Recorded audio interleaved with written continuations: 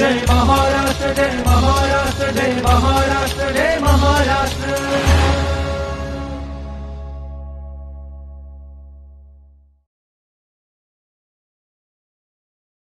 नमस्कार मंडळी, माहिती आणि जनसंपर्क महासंचालनालयाच्या जय महाराष्ट्र या कार्यक्रमामध्ये मी सुषमा जाधव आपलं मनापासून स्वागत करते. मंडळी, 22 एप्रिल हा जागतिक वसुंधरा दिन म्हणून आपण साजरा करतो आणि या दिवशी शासन स्तरावर वेगवेगळे उपक्रम सुद्धा राबवले जातात. एकूणच पर्यावरणाच्या संरक्षणासाठी आणि संरक्षणाच्या जागृतीसाठी कशा पद्धतीनं आपण काम केलं पाहिजे, पृथ्वी वाचवण्यासाठी जनजागृती कशी केली पाहिजे, याच अनुषंगानं विविध उपक्रम राबवले जातात. एकूणच आपण जो प्लास्टिकचा वापर जो करतोय तो पूर्णपणे बंद करण्यासाठी, म्हणजे प्लास्टिक बंदी, त्याबरोबरच प्रदूषण जे आहे वाढतं ते थांबवण्यासाठी, जलवायू परिवर्तन, अशा अनेक समस्या आहेत पर्यावरणाशी निगडीत, तर त्या थांबवण्यासाठी आणि पर्यावरणाच्या संरक्षणासाठी, संवर्धनासाठी जागतिक वसुंधरा दिवसाचं औचित्य साधत शासन स्तरावर वेगवेगळे उपक्रम राबवले जातात. कशा पद्धतीने हे उपक्रम राबवले जात आहेत आणि कोणकोणत्या ज्या योजना म्हणूया किंवा कोणकोणते कार्यक्रम यांचा यामध्ये सहभाग असणार आहे, याच विषयी आजच्या जय महाराष्ट्र या कार्यक्रमामध्ये आपण विस्तृतपणे जाणून घेणार आहोत. आणि याचसाठी आज आपण स्टुडिओमध्ये निमंत्रित केलेला आहे पर्यावरण आणि वातावरणीय बदल विभागाच्या मंत्री माननीय पंकजा मुंडे मॅम यांना. मॅम नमस्कार. नमस्कार. जय महाराष्ट्र या कार्यक्रमामध्ये आपलं मनापासून स्वागत. Thank you very much. Ma'am, 22 April हा जागतिक वसुंधरा दिन म्हणून आपण साजरा करतो आणि शासन स्तरावर त्यासाठी उपक्रम राबवले जातात, तर त्या अनुषंगाने तुम्ही काय सांगाल? खरं तर पर्यावरण हा विषय आपल्या जागण्यापेक्षा जगण्याचा भाग झाला पाहिजे. कारण आता हा विषय फक्त आपल्या देशापुरता, राज्यापुरता नाही, हा पृथ्वीसाठी झालेला आहे. आणि त्यामुळे हा जागतिक वसुंधरा दिवस आहे की सर्व देशांनी, सर्व सिव्हिलायझेशन्सनी मिळून पृथ्वीला वाचवायला पाहिजे. जागतिक वसुंधरा दिनानिमित्त आम्ही सुद्धा विविध कार्यक्रम हाती घेत आहोत. माझ्या योजना ज्याही मी आतापर्यंत केल्या त्या सगळ्या योजनांमध्ये लोकसहभाग आणि डिपार्टमेंटचं ओनरशिप हे फार महत्त्वाचं आहे. जागतिक वसुंधरा दिन आणि महाराष्ट्र दिन 1 मे पर्यंत ह्या अभियानामध्ये वेगवेगळ्या दिवशी वेगवेगळे कार्यक्रम घेण्याचे आम्ही परिपत्रक देखील काढलेलं आहे. कशा पद्धतीनं म्हणजे 22 एप्रिल पासून हे सुरू होणार आहे मोहीम आणि 1 मे पर्यंत सुरू राहणार आहे, तर कोणकोणत्या कार्यक्रमांचा समावेश असणार आहे? हे पहा, याच्यामध्ये आम्ही आवाहन केलेलं आहे, अगदी जिल्हाधिकाऱ्यांना केलंय, तलाठ्यापासून जिल्हाधिकाऱ्यापर्यंत, अगदी ग्रामसेवक पासून जिल्हा परिषदच्या CEO पर्यंत, अगदी ग्रामपंचायतच्या सरपंचापासून ते वेगवेगळ्या लोकप्रतिनिधी, मग आमदार, खासदार, पालकमंत्री, सगळ्यांनी, अगदी मुख्यमंत्री, उपमुख्यमंत्र्यांनी सुद्धा ह्याच्यामध्ये सहभाग घ्यावा अशी आम्ही त्यांना विनंती केली आहे.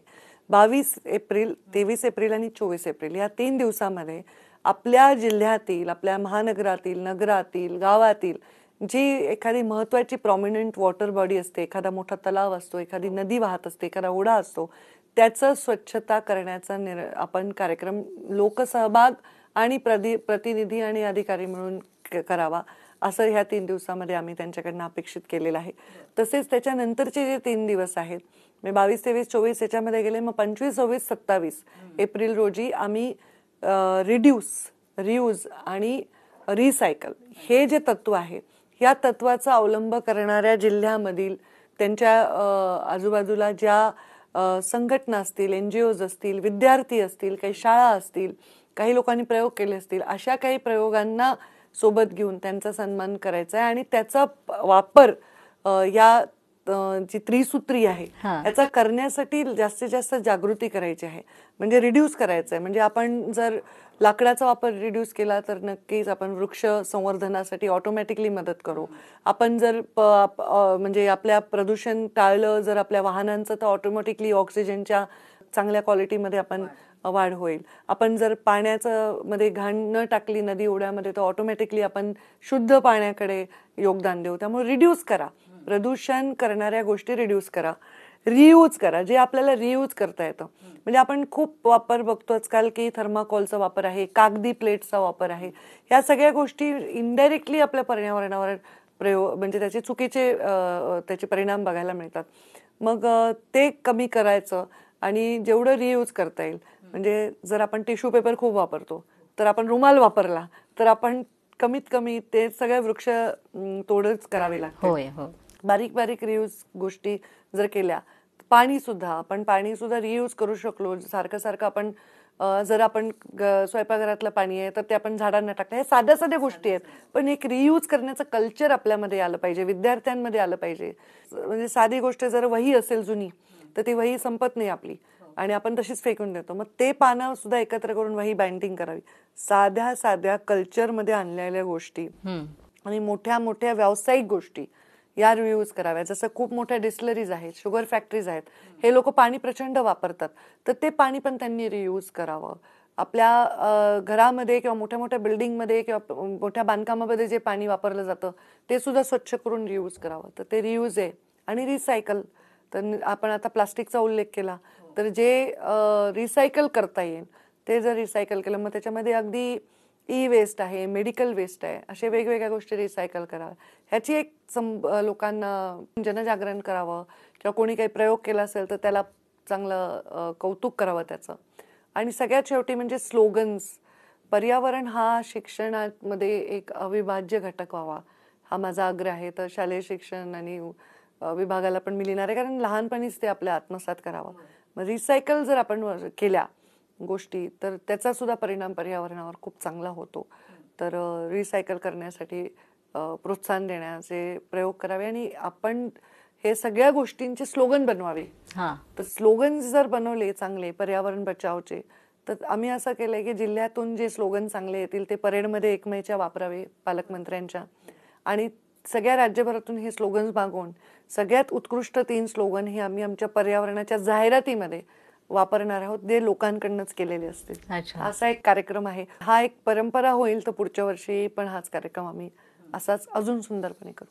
म्हणजे रियूज आणि रिसायकलिंग हे महत्वाचं आहे, कारण गेल्या काही वर्षांचा आपण जर अभ्यास केला तर यूज अँड थ्रो असं एक कल्चर आपल्याकडे आलेलं आहे. म्हणजे पूर्वी आपण तसं तुम्ही सांगितलं की वया राहिलं तर त्यातले पानं करून बाइंडिंग करून वापरायची. एकूणच विद्यार्थ्यांमध्ये जसं तुम्ही म्हणालात की शालेय शिक्षणामध्ये पण तो विषय असलाच पाहिजे, पण मग विद्यार्थ्यांपर्यंत ही जनजागृती करण्यासाठी कशा पद्धतीनं शासन स्तरावर कार्यक्रम? आता मी ह्याच्यामध्ये असंच केलंय की हे स्लोगन्स बनवणार आहे, की हे शाळेमध्ये काही विद्यार्थी प्रयोग करतात रिसायकलचे रियूज, ते आयडेंटिफाय करावे जिल्हा लेवलवर आणि त्यांचं कौतुक करावं पालकमंत्र्यांच्या हस्ते 1 मेच्या रॅलीमध्ये, जे आपण महाराष्ट्र दिनाचं ध्वजारोहण करतो आणि रॅली करतो त्याच्यामध्ये करावं, हे मी म्हटलंय. पण ही सुरुवात आहे.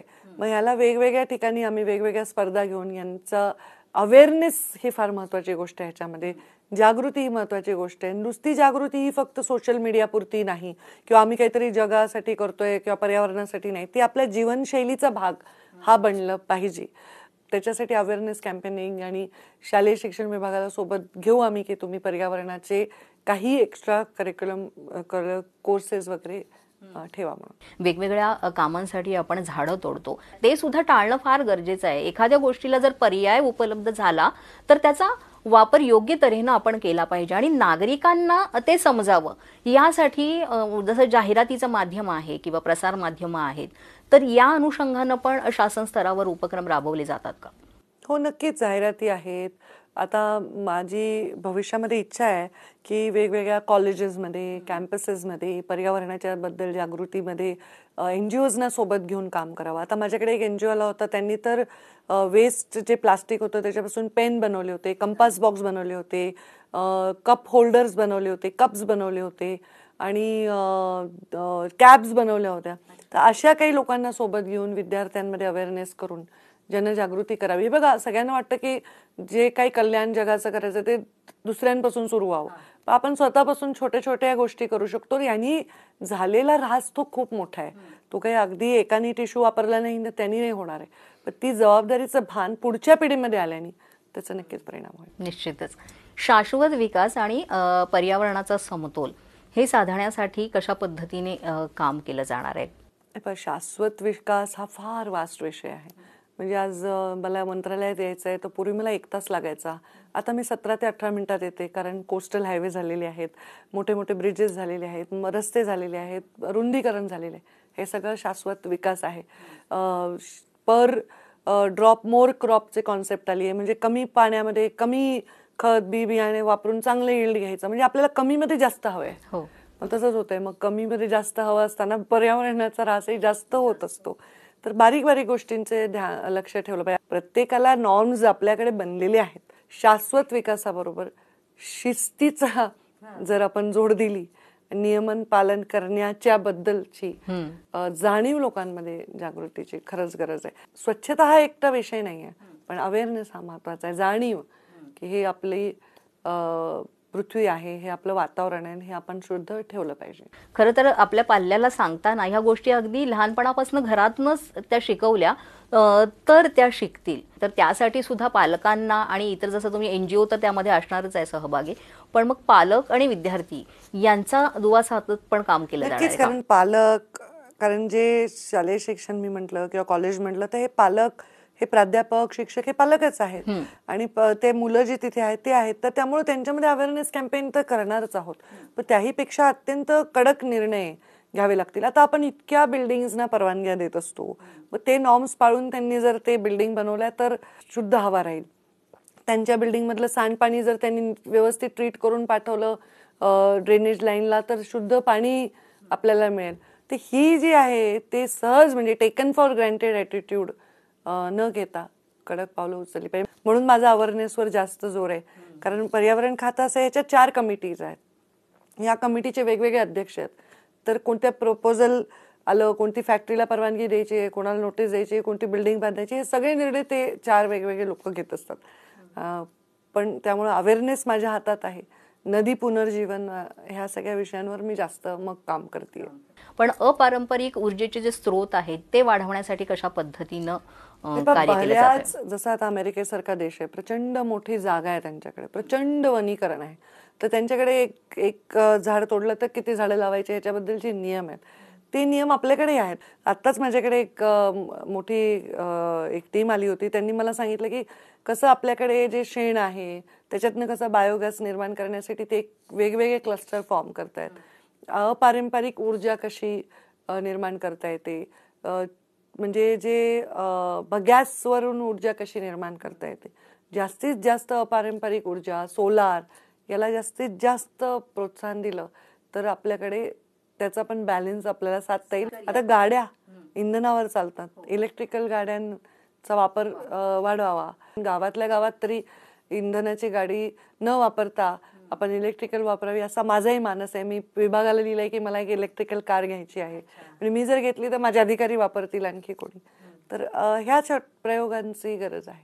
शासन स्तरावर आणि इलेक्ट्रिक बसेस म्हणा किंवा गाड्या ह्या सुरू झालेल्याच आहेत बऱ्याच अंशी, पण त्याचं प्रमाण आणखीन वाढलं. त्याला पण सोलारवर न्यायची गरज आहे, कारण तुम्ही इलेक्ट्रिकल पॉवर किती वापरणार आहात, त्याला पण आपल्याला स्कॅर्सिटी होऊ शकते. हो हो हो. तर ती ही गोष्ट आहेच. शेतकरी आपला कृषीप्रधान देश आहे आणि शेतकऱ्यांना गेल्या काही वर्षांमध्ये वातावरण बदल जो आहे त्याचा खूप मोठा फटका बसतोय. तर मग शेतकऱ्यांसाठी कशा पद्धतीने या वातावरण बदलाचा प्रदूषण जे आहे ना, ते आपण बऱ्याच वेळा प्रदूषण म्हणलं की हवा आणि पाणी यावर फोकस करतो, पण मृदा जी आहे, माती आहे, तिचं पण प्रदूषण खूप वाढलेलं आहे. वेगवेगळे केमिकल हे मातीमध्ये जाऊन बसतात. आता केमिकल फर्टिलायझर्स मी म्हटलं की कमी जागेत, कमी खर्चात, कमी गोष्टी वापरून जास्त यील्ड घेण्याच्या ह्याच्यात आपण खूप केमिकल फर्टिलायझर्समध्ये गेलो. ते सगळे पाण्याबरोबर सोल्युशन झालं, सॉल्युबल असतात, ते खाली जमिनीत बसतात आणि त्याच्यामुळे जमिनीला नायट्रोजन घेण्याची क्षमता कमी होते, जमिनीचे स्वतःचे मायक्रो ऑर्गॅनिझम्स कमी होतात. ह्या सगळ्या प्रकारांमुळे प्रचंड इरिव्हर्सिबल डॅमेज आपलं झालेलं आहे. प्रदूषण खूप वाढतंय. जसं तुम्ही म्हणालात की प्रदूषण एकच नाहीये. मग आता म्हणजे वायू प्रदूषण, जल प्रदूषण, ध्वनी प्रदूषण आणि आता तुम्ही म्हणालात की मातीमध्ये सुद्धा वेगवेगळे घटक मिसळून ती सुद्धा प्रदूषित झालेली आहे. तर ह्या वाढत्या प्रदूषणाच्या समस्येवर कशा पद्धतीने काम केलं जात आहे आणि लोकांनी काय केलं पाहिजे त्यासाठी? लोकांना आम्ही अवेअर करू, लोकांनी जबाबदारीचं भान ठेवलं पाहिजे. मेजॉरिटी जे उद्योग आहेत या गोष्टी आहेत ना एकमेकांशी निगडीत आहेत. आता उद्योग आपल्याला हवेत कारण लोकांना रोजगार हवाय.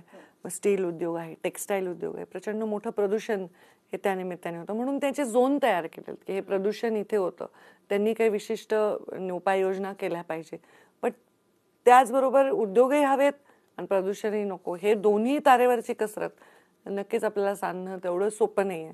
तर मग ते कशा पद्धतीने कमी करता येईल, तर मग जास्तीत जास्त वृक्ष लागवड करून, ग्रीन कव्हर वाढवून, हवेमधला नॅचरल ऑक्सिजन वाढवून, मग आम्ही साधं एक त्या दिवशी सूचना केली की जे ड्रेनेजचे तोंड आहेत त्याला तुम्ही नेट बसवा, म्हणजे जो कचरा आहे तो तिथे अडकून राहील आणि पाणी खाली जाईल. साहजिक आहे ते पण पूर्ण शुद्ध नसणार आहे, पण तो जो घाण असते ना पाण्यामध्ये, ती कचरा जो असतो त्याच्याने ते एक दलदल तयार होते. म्हणजे आम्ही साधे साधे गोष्टी सांगितली, नेट लावा.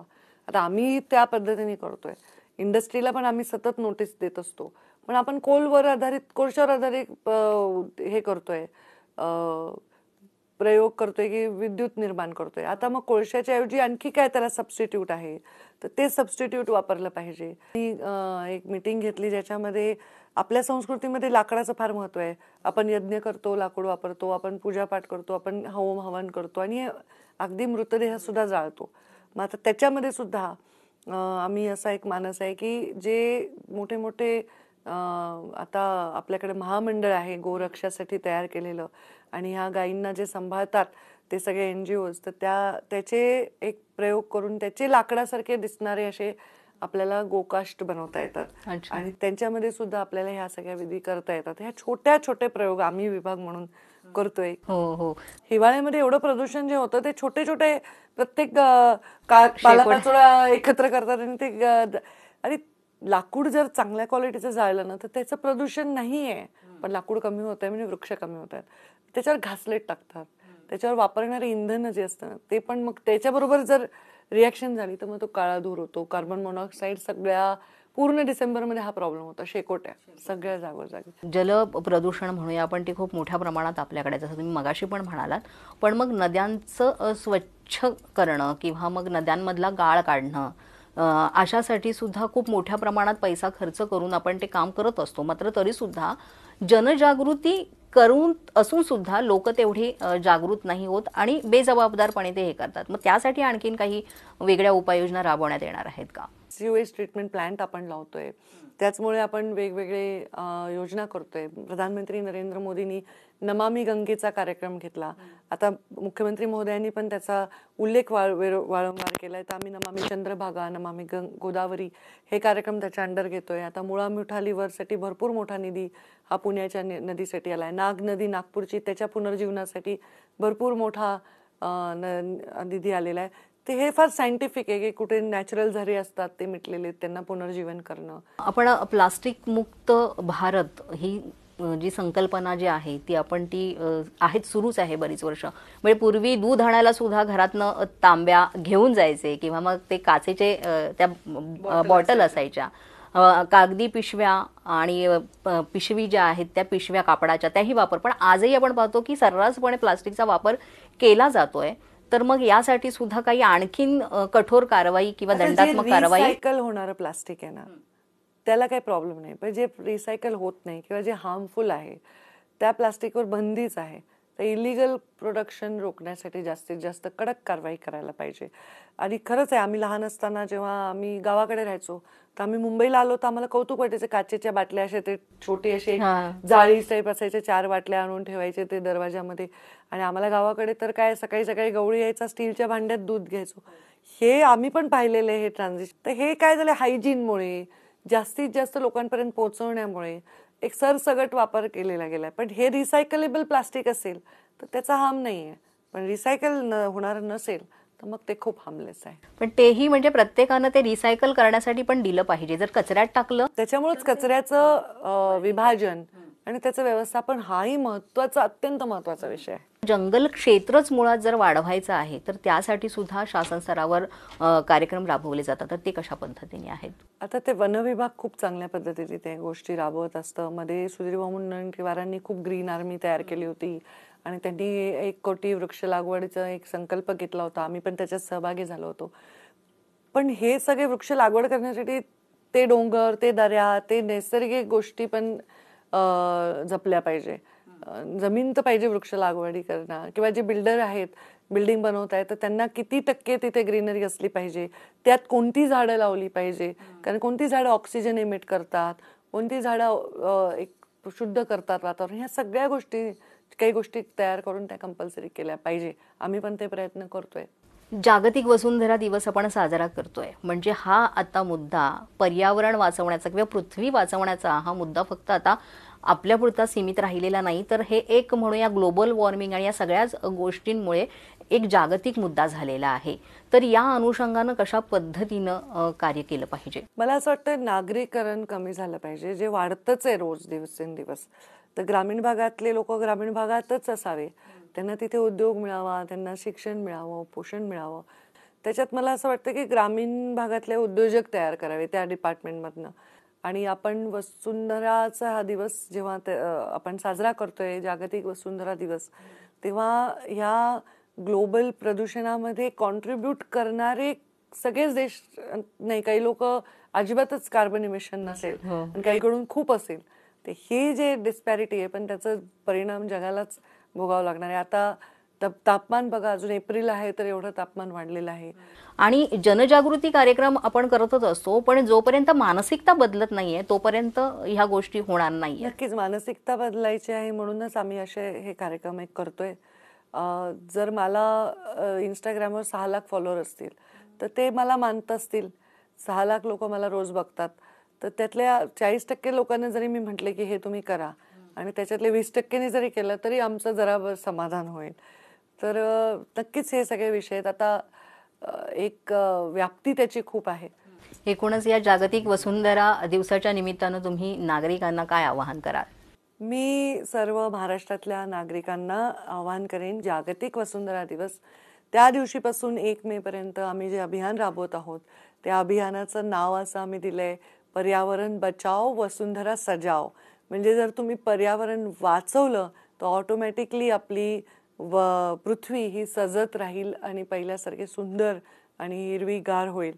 तर त्यासाठी आपण सर्वांनी थोडा याच्यामध्ये भाग घ्यावा. आणि नक्कीच आमच्या वेबसाईटवर, शासकीय जी आमची वेबसाईट आहे त्याच्यावर आपल्या सगळ्यांनी केलेले कार्यक्रम जे आहेत ते फोटो शेअर करावे, माझ्या सोशल मीडिया हँडलवर शेअर करावे, सन्माननीय मुख्यमंत्र्यांच्या हँडलवर शेअर करावे. आणि आपलं छोटंसं योगदान, थेंबे थेंबे तळे साचे आपण म्हणतो तसं, एक एक थेंब आपला जर आपण सगळ्यांनी मिळून त्याच्यामध्ये योगदान दिलं तर नक्कीच विकास आणि पर्यावरण ह्या दोन्ही गोष्टी एक हातात हात घालून जाऊ शकतील. तर मंडळी, अशा पद्धतीनं जागतिक वसुंधरा दिवस आपण आता साजरा करतोय. मात्र एकूणच आपल्याला वसुंधरा म्हणजे पृथ्वी वाचवायची असेल, पर्यावरण वाचवायचं असेल, त्याचं संवर्धन करायचं असेल तर ही सुरुवात आपण आपल्याकडनंच केली पाहिजे. कारण शासन स्तरावर गेली अनेक वर्षे वेगवेगळे उपक्रम राबवले जातात किंवा ज्या एखादी गोष्ट आहे ती जाहिरातीच्या माध्यमातून ही आपल्या मनावर बिंबवली जाते. मात्र आपली मानसिकता बदलणं फार गरजेचं आहे. कारण ग्लोबल वॉर्मिंगमुळे आपल्या जीवनाला किंवा एकूणच निसर्गचक्राला मोठी हानी पोहोचते, हे आपण लक्षात घेतलं पाहिजे आणि त्या दृष्टीनं आपण पाऊल उचललं पाहिजे. आणि एकूणच या सगळ्याबद्दल जागतिक वसुंधरा दिवस, त्या अनुषंगानं होणारे वेगवेगळे उपक्रम आणि कशा पद्धतीनं आपण जनजागरण केलं पाहिजे आणि आपण स्वतःहून त्यामध्ये उतरलं पाहिजे काम करण्यासाठी, याविषयी आपल्याला आज विस्तृत माहिती दिली पर्यावरण आणि वातावरणीय बदल विभागाच्या मंत्री माननीय पंकजा मुंडे मॅम यांनी. मॅम, त्याबद्दल तुमचे मनापासून आभार. Thank you so much. तर मंडळी, पुन्हा भेटूया जय महाराष्ट्र कार्यक्रमाच्या पुढील भागात एक नवा विषय घेऊन एका नव्या मान्यवरांसह. तोपर्यंत मी सुषमा जाधव आपला निरोप घेते. नमस्कार. जय महाराष्ट्र, जय महाराष्ट्र, जय महाराष्ट्र, जय महाराष्ट्र.